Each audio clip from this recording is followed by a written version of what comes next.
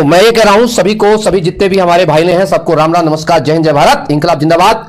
अब चर्चा हम थोड़ी सी कर रहे हैं अपने उन तमाम चीजों की। सबसे पहले आपको बता देना बहुत अच्छे से, एक दिमाग पे रखना, ग्रुप 4 का रिजल्ट आया, उसमें बहुत सारी कुछ गड़बड़ियां भी है, तो कुछ भी गड़बड़ियां तो तमाम चीजें बताइएगा।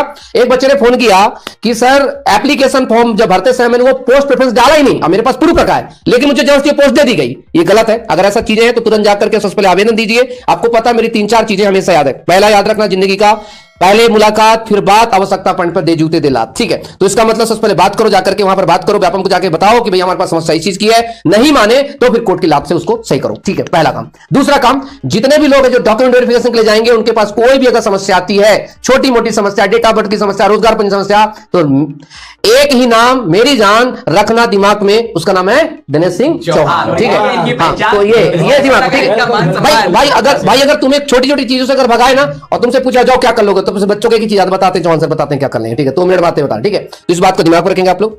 रहा सवाल कि दिक्कत की बात नहीं है, क्योंकि इनका सिर्फ एक ही काम है, किसी प्रकार से पहले तो बेरोजगार बच्चों को रिजर्वेशन रोजगार न देना, अगर रोजगार मिल जाता तो तरह तरह छोटी छोटी बातों से रोकने का प्रयास करना। तो बिल्कुल भी टेंशन ना ले, हम खड़े हैं, खड़े थे और खड़े रहेंगे, ठीक है। और नई अपडेट के लिए मैं आऊंगा आप सामने के सामने, मुझे पता है आप लोग क्या चाहते हैं, लेकिन चूंकि ऐसे मंच पर मैं हूं, ठीक है, कि मेरे साथ जो है बहुत सारे जो सरकारी सेवाओं जाने वाले वो भावी उम्मीदवार हैं, तमाम लोग हैं, है ना, तो अपनी भी एक मर्यादा है। और मेरी अगली वीडियो का इंतजार करिए, मुझे पता है जो आप चाहते हो जो आपको मिलेगा, ठीक है, और बहुत दमदार मिलेगा, जोरदार मिलेगा, सरदार मिलेगा, ठीक है। ग्रुप 4 का एग्जाम आप सब जानते हैं, आपका 15 से 18 जुलाई के बीच में हुआ था।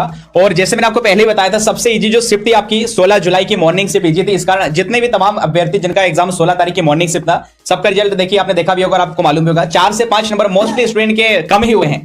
जिन्होंने मेरे पास रिजल्ट भेजा है, मैंने खुद से भी चेक किया, हाँ यदि नंबर यदि बड़े हैं तो 15 तारीख की जो सेकंड शिफ्ट थी उसका पेपर काफी हार्ड माना भी जा रहा था। शुरू से मैंने आपको रिव्यू में भी बता दिया था। तो तकरीबन 7 से 8 नंबर विद्यार्थियों आज बड़े हैं। आज रामजी प्रताप करके उनके 72 नंबर थे, सहायक ग्रेड 3 के पद पर जबलपुर में चयन हुआ है और 72 से सीधे 9 मार्क्स इंक्रीज हुए नॉर्मलाइजेशन और आपके 81 उनके नंबर हो चुके हैं। तो जाहिर सी बात है नॉर्मलाइजेशन है बिल्कुल सटीक तरीके से किया गया। पेपर हार्ड था, पहले कह दिया था कि पेपर हार्ड होगा तो डेफिनेटली बढ़ेगा।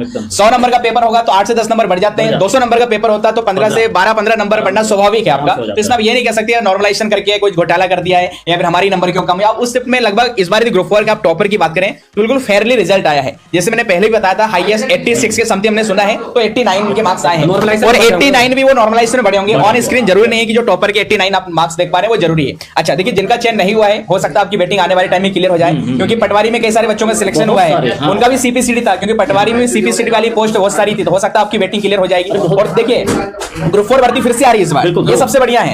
तो हमारे जो कैंडिडेट जो मुझसे जुड़े थे लगातार मैंने ग्रुप 4 की अपडेट दी है मैंने अपने चैनल पर। इसके अलावा आईटीआई कोपा की वैकेंसी फिर से आ रही है। तो ग्रुप 4 में देखिए कुछ ऐसे भी कैंडिडेट हैं जिनका ना तो मेरिट में नाम आया है ना तो वेटिंग में नाम नहीं आया है। तो हुआ यह है कि पटवारी भर्ती की तरह आपने वेटिंग लिस्ट का जो कटाव रहा है वो भी पार नहीं किया है, जिसके चलते आपकी मेरिट भी दर्शाई नहीं गई है। कई सारे कैंडिडेट को समझ में नहीं आ रहा था कि उनका एग्जाम में सिलेक्शन हुआ है तो नहीं हुआ है। तो जिनके साथ भी इस प्रकार की प्रॉब्लम है, आपके जो मार्क्स है किसी भी पोस्ट के लिए वेटिंग कटाव को भी आपने पार नहीं किया है, जिसके चलते आप ये मान सकते हैं आपका सिलेक्शन नहीं हुआ है। और जिसने वेटिंग के नंबर को क्वालिफाई कर लिया उनकी वेटिंग शो रही, बाकी किसी भी अभ्यर्थी की वेटिंग शो नहीं होगी जिसने वेटिंग के कटाव को पार किया है। और जिसने मेरिट के कटाव को पार किया तो उसका नाम तो जाहिर सी बात है मेरिट में आपका। बस इसी अपडेट के साथ बस एमपी पुलिस और एमपी फॉरेस्ट का रिजल्ट बाकी है, जल्द आपको रिजल्ट भी देखने को मिलेंगे। और लगातार ईएसपी के रिजल्ट लाने की लगातार ईएसपी कर्मचारियों को मैंने फोन किया है, हर एक अपडेट आप तक सही समय पर पहुंचाइए। बस हमारे तमाम और साथी तमाम वो कैंडिडेट अभ्यर्थी जिनका ग्रुप 4 में सिलेक्शन हुआ है, चाहे वो सहायक ग्रेड 3 का पद हो या स्टेनोटाइपिस्ट का हो या किसी भी पद में सिलेक्शन हुआ है, हमारी तरफ से हमारी पूरी टीम की तरफ से चौहान सर, पांडे सर, सभी की तरफ से आपको अग्रिम शुभकामनाएं। और देखिए जिनका कुछ अंकों से रह गया है घबराने की जरूरत नहीं है। इस बार फिर से अक्टूबर 2024 में